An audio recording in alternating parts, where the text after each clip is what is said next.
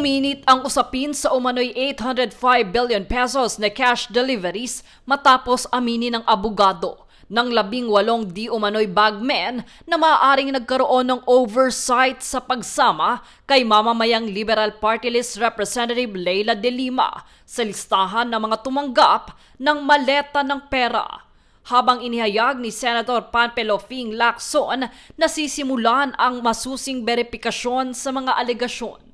Kung saan sinabi ng abogado na posibleng nagkamali siya sa pagbanggit kay De Lima na tila tumanggap ng maleta. Ngunit iginiit na may detalye sa affidavit na nagsasabing binigyan umano ito ng paper bag na karaniwang may laman na 5 hanggang 10 milyong piso matapos ang isang pagpupulong. Habang ang 18 nagsalaysay na iprinesentang dating Marines at umano'y aides ni dating Ako Bicol Party List Representative Saldico ay nagsabing naghatid sila ng kabuuang 805 billion pesos sa iba't ibang opisyal, kabilang si Pangulong Ferdinand Marcos Jr. at mariing pinabulaanan ito ng Malacanang at ng ilang mambabatas.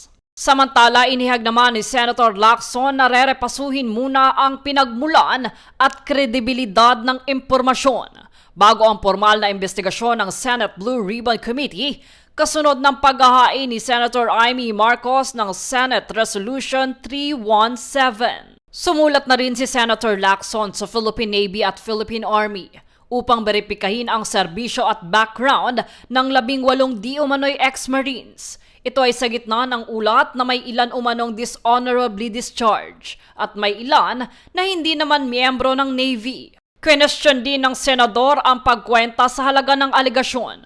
Ang 805 billion pesos ay lampas sa 70% ng 1.13 trillion pesos na pondo sa flood control mula 2023 hanggang 2025. At ayon sa kanya, hindi nagtutugma ang mga numero. Lalo't may naunang umaming kickbacks at may aktwal na gastos sa proyekto. Idinagdag pa niya ang hamon sa nasabing logistics. Kailangan umano ng mahigit 13,400 na malalaking maleta kung 50 to 70 million pesos ang kasya bawat isa para maipon ang 805 billion pesos.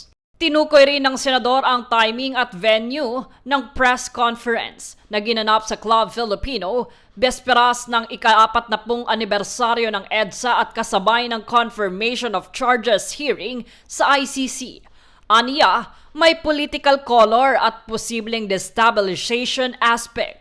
Samantala, patuloy na hinihintay ng publiko ang susunod na hakbang ng Senado habang umiikot sa social media ang tanong kung ito'y ebidensya ba o ingay lang ang mga paratang. Jade Buhoy, nag-uulat para sa Golden Nation Network.